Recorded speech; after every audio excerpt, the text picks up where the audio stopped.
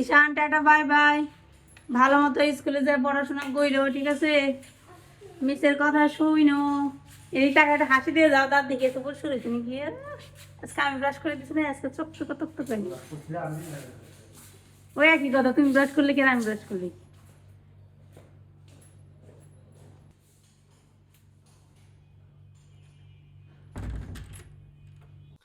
কতগুলো কাপড় দেখছেন? গতকালকে কাপড় এগুলা একদিনে তো শুকায় না। পোলাপান থাকলে বাসায় সবকিছু বেশি বেশি, খাবার দাবার বেশি করতে হবে, থালাবাটি বেশি পরিষ্কার করতে হবে, আনলিমিটেড ভাবে নোংরা হয়, আনলিমিটেড ভাবে পরিষ্কার করো, কাজও আনলিমিটেড ভাবে। সবাইকে শুভ সকাল। আপনারা সবাই কেমন আছেন? আশা করি ভালো আছেন। আমরাও ভালো আছি। চলে আসলাম একটা নতুন ব্লগ আপনাদের সাথে শেয়ার করতে। তো প্রথমে হচ্ছে আন্ডা বাচ্চা সবাইকে স্কুলে পাঠাইলাম। তো আন্ডা বাচ্চা স্কুলে পাঠানোর পরে এখন হচ্ছে এই যে বাসার কাজকর্ম করা শুরু করলাম। আজকে রান্না বান্না করব হচ্ছে একটু দেরি করে। মাংস টাংস ভিজাই নাই এখনো। ও, আজকে বইলাই দিলাম, দেখছেন মাংস রান্না করব। মাংস টাংস ভিজাই নাই, মানে মাংস রান্না করবো, তাই না? তো মাংস রান্না করব। কয়েকদিন হয়েছে মাংস রান্না করি না, ওই 2-3 দিন পর বা 4-5 দিন পর আমি একদিন মাংস রান্না করি। 4-5 দিন না, 2 থেকে 3 দিন পরে রান্না করি। রেগুলার মাংস খাওয়া তো সম্ভব না। বাচ্চাদের অবশ্য খাওয়া হয় একটু বেশি বেশি, টিফিন টুফিন দিলে দেখা যায় খাওয়া হয়। নর্মালি আমরা হচ্ছে 2 থেকে 3 দিন বা 4 দিন এরকম পর পর মাংস রান্না করি। মাছ তো রেগুলার খাইতেই হয়, ডিম তো প্রতিদিনই খাবি।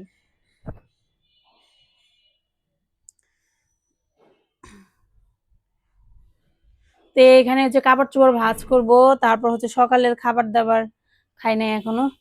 গতকালকে যে আমি একটা ভিডিও বানাইছি, আপনারা তো দেখছেন, ব্লগ করছি, সেখানে বলছে আমার বয়সের কথা, মানে একজন বলছিল। আসলে ওনার কোনো দোষ নেই, আমি কিন্তু জিনিসটা ওইভাবে নেই নাই, মানে আমি খারাপ ভাবে নিই নাই, আমি মজা করে নিয়েছি। আসলে কি হয় বলেন তো, মেয়েদের বয়সটা একটু তাড়াতাড়ি বয়সের ছাপ পড়ে যায়। ছেলেদের বয়স বেশি হইলেও দেখা যায় যে মেয়েদেরকে একটু দেখতে বুড়ো বুড়ো মনে হয়, বিশেষ করে বিয়ের পর। নানা রকমের কারণেই হয়। আর আমার ব্যাপারটা হয়েছে কি, আমি আসলে বলতে পারেন যে এটা আসলে কখনো আমি ভাবি নাই যে এত তাড়াতাড়ি এতগুলো অসুখের সামনাসামনি আর কি পড়বো। যেমন যক্ষার জন্য প্রায় 9টা মাস আমি ওষুধ খাইছি, এবং যক্ষা হওয়ার পর যে আমার চেহারাটা মনে করেন যে আগের মতো নেয় নষ্ট হয়ে গেছে, এটা আমি নিজেই বুঝি, এটা আপনাদের বলতে হবে না, আমি নিজেই বুঝি।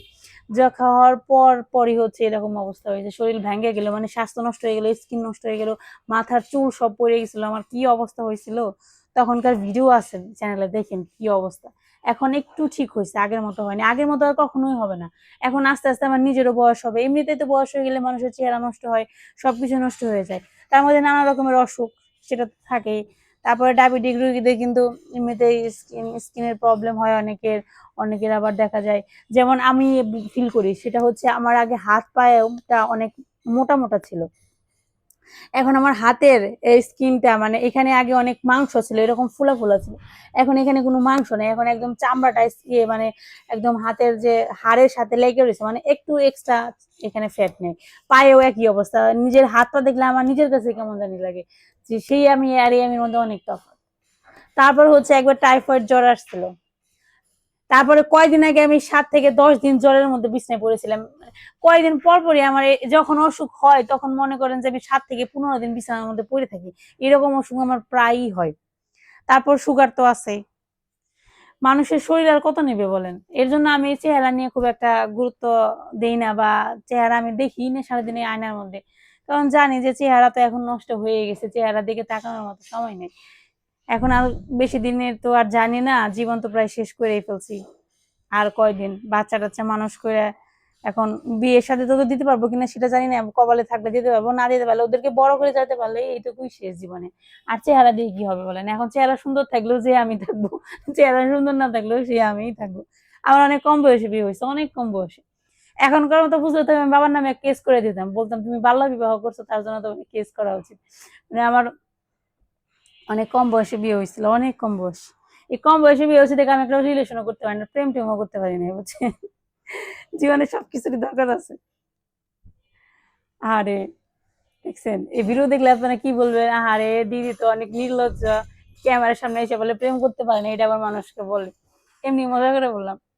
এই কথাটা জানেন না, আমি যখন ক্লাস 6-7 বা 8-এ পড়ি, তখন আমার বড় মা বলতো কিরে তুই কোনো ছেলের সাথে কথা বলিস না? আমরা যে ধুর এগুলা মানুষ করে নাকি? বলে কর একটু কথা টথা বলিস, এই যে বয়স যাইতেছে আর কিন্তু খুঁজে পাবি না, পরে কিন্তু আফসোস করবি হায় হায় একটা ছেলের সাথে প্রেমও করলাম না। এখন মনে হয় সত্যি একটু একটু করা উচিত সবারই। এগুলোর মধ্যে একটা অন্যরকম আছে আর কি। যাই হোক, করি নাই যেহেতু আর কি করার, পরবর্তী জন্মে যদি পাই তাহলে করবো। যদি এই পরবর্তী জন্মে আমার বাবার মতো একটা বাবা না পাই তাহলে পারবো, বাবার মতো বাবা পেলে তাদের বিয়ে দিয়ে দিবে। অবশ্য আমার বাবার দোষ না, দোষ হচ্ছে আমাদের পরিবেশের। গ্রামে মেয়ে ছিলাম তো, গ্রামে হচ্ছে বোঝেনি তো। এখন যেরকম গ্রামের মেয়েদের তাড়াতাড়ি বিয়ে দেয় না, আগে কিন্তু গ্রামের মেয়েদের অনেক তাড়াতাড়ি বিয়ে দিত। যখনই একটু বড় হতো তখন বিয়ে দিত। মেয়ে রাখা কষ্ট, মেয়ে যদি আবার এই সেই কিছু করে মান সম্মান নষ্ট হয়ে যাবে, তাড়াতাড়ি বিয়ে দিয়ে দাও, ভেজাল শেষ। তুমিও ভেজাল মুক্ত হবা, মেয়েও ভেজাল মুক্ত হবে, কিন্তু বাস্তবতা কিন্তু অন্যরকম। মেয়েরা কি আসলে ভেজাল মুক্ত হয়? বিয়ে হওয়া মানে আর একটা নতুন অধ্যায় শুরু জীবনে। বিয়েই মানে জীবন। হয়ে গেছে 12টা বেজে গেছে, এখন শুধু দায়িত্ব কর্তব্য পালন করো। বিয়ে দেয়া মানে দায়িত্ব আর কর্তব্যের পাহাড় ঘাড়ের মধ্যে উঠিয়ে দেয়া, এখন সেটা বহন করে তোমাকে সারা জীবন চলতে হবে। যাই হোক, এটা তো আমার সাথে একা হয় না, পৃথিবীর সব মেয়েদের সাথেই হয়। আমি আমার অনুভূতিটা আপনাদের সাথে শেয়ার করলাম, আপনাদের সাথে মিলে থাকলে আমার কমেন্টে এসে বলবে না আমার সাথেও হয়েছে। তো কাপড় চোপড় ভাঁজ করা হয়ে গেছে আপনাদের সাথে কথা বলতে বলতে।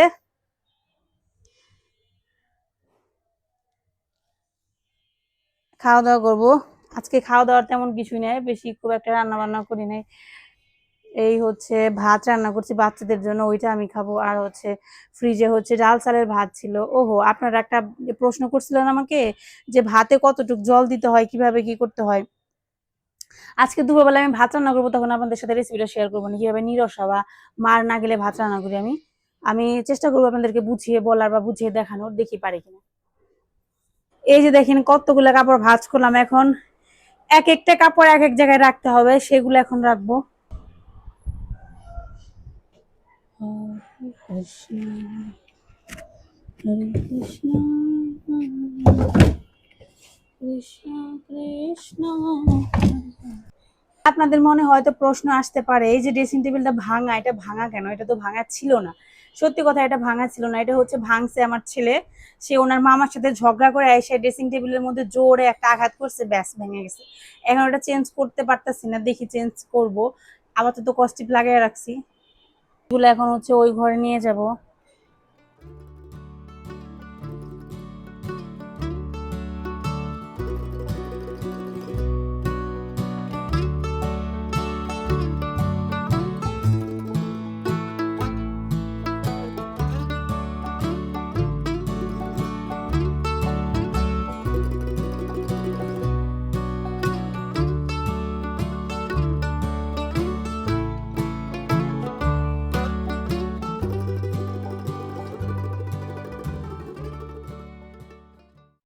তো মোটামুটি সকালে টুকটাক কাজকর্ম শেষ করলাম, এখন হচ্ছে দুপুরের জন্য মাংসটা ভিজাবো। তো এক দিদি আমাকে বলছিল যে আপনি প্রতিদিন একবার করে আমার ঠাকুর ঘরটা দেখানোর জন্য। আসলে ঠাকুর ঘরটা যে খুব সুন্দর আমার তা কিন্তু না। অবশ্য ঠাকুর ঘর এটা আমার কি মানে বাবা সবসময় পূজা দিতে এখন দেয় না, হয়তো যখন ওনার মন চাইবে তখন আসবে, সেহেতু আমি পূজা দিই। তো সমস্যা কি জানেন, এখানে ফুল পাওয়া যায় না। ইচ্ছা তো করে ভগবানকে ফুল দেই নিজের মনের মতো করে, একটু মালা গাঁথি বা নানা রকমের ফুল দেয়, কিন্তু আমাদের এখানে ফুল কিনতে পাওয়া যায় না ওইভাবে। আর কিনতে পাওয়া গেলেও সেটা অনেক দূরে এবং দামও অনেক বেশি, এবং সেই সাথে আশেপাশে যে ফুল গাছ আছে তাও নেই। মানে এমন জায়গা আছে, কথাটা বলাটা ঠিক হবে কিনা জানি না, মানে কিছু কিছু জায়গা আছে যেখানে ফুল গাছ থাকলে আশেপাশের মানুষেরা কাইটে ফেলে, এরকম অবস্থা আর কি। তো ফুল পাওয়াটা অনেক কঠিন, ফুল খুঁজতে গেলে সেই যে একটা বাজার আছে না যেখানে আমরা সবজি বাজার করি, সেইখানে যেয়ে তারপরে ফুল আনতে হয়। তো সারা মাঝে মাঝে পায়, মাঝে মাঝে পায় না, যেদিন পাই সেদিন আমি ইচ্ছা মতো ফুল দিয়ে পূজা করতে পারি। মাঝে মাঝে হচ্ছে পায় না, তখন আমার বাসায় ওই যে নীলকণ্ঠ ফুল আছে ওইগুলা দেই, আর টুকটাক একটা দুইটা ফুটে ওইগুলা দেই করি। মানে ভালো লাগে না পূজা দিতে গেলে ফুল ঠিক মতো না হলে কিন্তু শান্তি লাগে না। এখন কি আর করা, ঢাকা শহর বলে কথা, নিজেদের বাসা হলে নিজেদের মনের মতো অনেক কিছু করা যায়, ভাড়া বাসায় থাকতে গেলে কত রকমের রুলস মেনে চলতে হয়।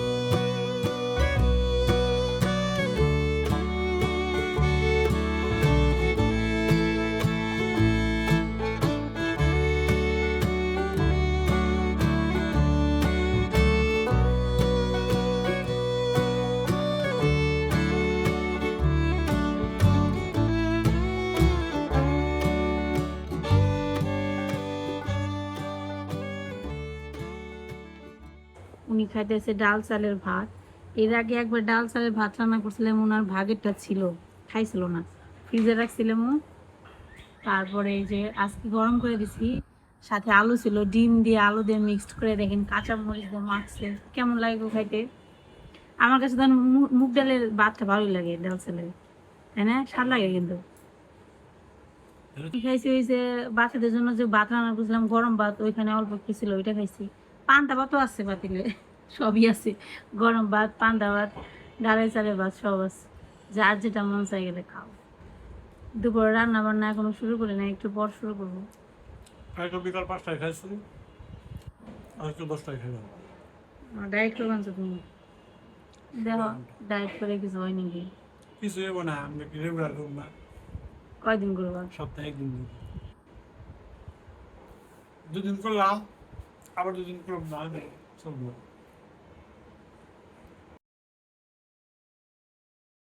এখন হচ্ছে দুপুরবেলা রান্না বান্না শুরু করলাম। আজকে রান্না করবো চিচিঙ্গা ভাজি। এই চিচিঙ্গাটা আনা হয়েছে প্রায় 4 থেকে 5 দিন হয়ে গেছে। এটার অবস্থা খুব একটা ভালো নেই, এর জন্য ভাবলাম আজকে ভাজি করে খেয়ে ফেলি। চিচিঙ্গা ভাজি খেতে আমার খুব ভালো লাগে, ডিম দিয়ে খেলে বেশি ভালো লাগে, তবে আজকে চিচিঙ্গাগুলো খুব একটা ভালো না, এর জন্য ডিম দিয়ে শুধু শুধু ডিম নষ্ট করলাম না, ভাবলাম এমনিই ভাজি করি। তারপর হচ্ছে মাংস রান্না করব। মাংস ধুয়ে টুয়ে রেখে দিয়েছিলাম, এখন মশলা দিয়ে মাখবো।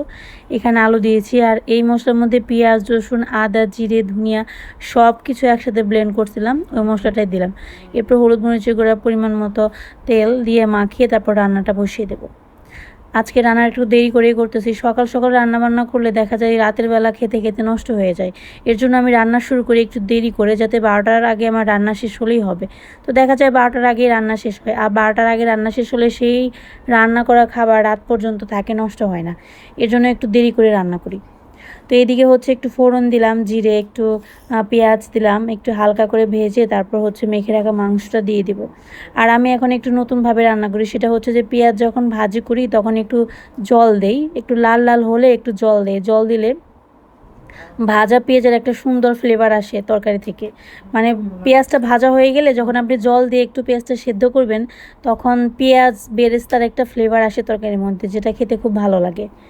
এরপর হচ্ছে মাংসটা দিয়ে একটু কষে নিতে হবে, বাংলা রান্না বোঝে নিত, আর বাংলা রান্নায় ভালো লাগে। একটু ঝাল ঝাল করে মাংসের ঝোল না খেলে ঠিক ভালো লাগে না। ওই যে বিভিন্ন রকমের রেসিপি, ওইগুলো মাঝে মাঝে মন চাই করি, কিন্তু সেটা মনে হয় যদি ভালো না হয় তাহলে তো সমস্যা। তো এই হচ্ছে আজকের রান্না আর কি। তো আপনাদের সাথে খুবই গুরুত্বপূর্ণ একটা রেসিপি শেয়ার করব, সেটা হচ্ছে ভাত রান্নার রেসিপি।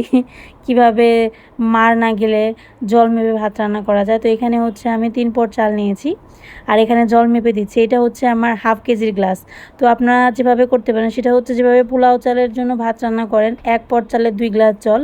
অবশ্যই গ্লাসটা গ্লাসের মতনই হতে হবে, কিছু কিছু গ্লাস আছে দেখবেন একটু বড় হয়, সেই গ্লাসের মাপে কিন্তু হবে না, অ্যাকুরেট যে গ্লাস হয় সেই মাপেই দিবেন, মানে 1 পট চালে 2 গ্লাস পরিমাণ জল হয়। তো যেহেতু 3 পট চাল দিছি হিসাবে 6 গ্লাস হয়, কিন্তু আমি 6 গ্লাস দেবো না, একটু কম দেব, আমি 5 গ্লাসের মতো দিব, কারণ জল একটু কম দিলে ভালো হয়। কারণ জল আপনি পরে অ্যাড করতে পারবেন, জল যদি প্রথমে একটু বেশি দেন তাহলে কিন্তু পরবর্তীতে সেটা শুকাতে গেলে ভাতটা নরম হয়ে যায়। এইদিকে দেখেন ভাতটা আমার বলক আসছে। এই পর্যায়ে এসে কিন্তু আমি একদমই চুলাটা কমাবো না, চুলা আমি কখন কমাবো সেটা আপনাদেরকে দেখাবো। নিরাশ ভাত রান্না করার সব থেকে উপকারী যে সিস্টেম, সেটা হচ্ছে চুলাটা কমানো বাড়ানো ঠিক মতো না হলে আপনার ভাত কখনোই ভালো হবে না। এই যে দেখেন, তো আমার চুলাটা কিন্তু হাই হিটে ছিল, এখন ভাতের অবস্থা এরকম। এই পর্যায়ে এসেও কিন্তু আমি চুলাটা কমাবো না, চুলাটা কখন কমায় একটু জাস্ট খেয়াল করেন। তো দেখেন এই হচ্ছে ভাতের অবস্থা, এখন কিন্তু কোনো বলক মানে জল কিন্তু উপর দিকে উঠতেছে না, মানে জলটা মোটামুটি শুকিয়ে গেছে। তো এই পর্যায়ে এসে হচ্ছে আমি চুলাটা একদম লো করে দেব, একদম লো, যতটা লো আমার চুলাটা হয় আর কি, এর বেশি লো হয় না, তাহলে নিভে যাবে। তো এইভাবে করে এই যে দেখেন উপরে দেখা যাচ্ছে চাল চাল আছে, একটু ঢাকনা দিয়ে ঢেকে দেবো, একটু পরে দেখবেন ভাত একদম ঝরঝরে হয়ে গেছে। তো আপনি যদি চুলাটা ঠিক মতো কমাতে বা বাড়াতে না পারেন তাহলে কিন্তু নিরসা ভাত রান্না করতে পারবেন না। চুলাটা সুন্দর মতো টাইম টু টাইম কমিয়ে দিতে হবে, এবং প্রয়োজন হলে আপনি পরবর্তীতে যদি দেখেন যে আপনার ভাতটা একটু চাল চাল আছে, সেক্ষেত্রে আপনি একটু হালকা জল দিতে পারবেন, কিন্তু জল যদি বেশি দিয়ে ফেলেন তাহলে একটু সমস্যা হয়ে যায়। এজন্য আমি যেভাবে করলাম আর কি, আমি প্রয়োজনে চাইতে একটু কম জল দিই। ধরেন 1 পট চাল দিলাম, সেখানে আমি 2 গ্লাস জল আসে, কিন্তু আমি জল দিব হচ্ছে 1.5 গ্লাস পরিমাণ, আধা গ্লাস জল দিব না, অল্প দিব।